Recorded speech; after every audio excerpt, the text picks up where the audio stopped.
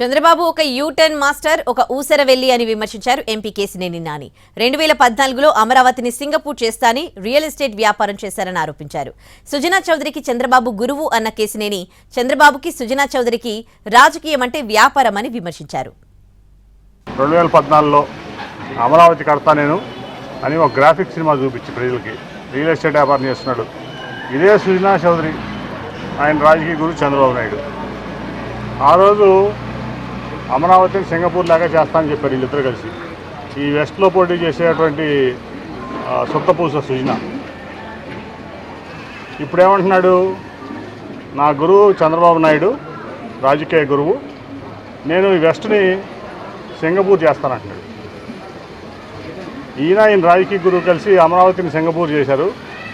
మొండి పాడుపడిపోయిన బిల్డింగ్లు అయిపోయింది ఇప్పుడు అవన్నీ కూడా. అంటే ఈ విజయవాడ పశ్చిమ నియోజకవర్గంలో ఎక్కువ నివసించే 90% పేదవాడు.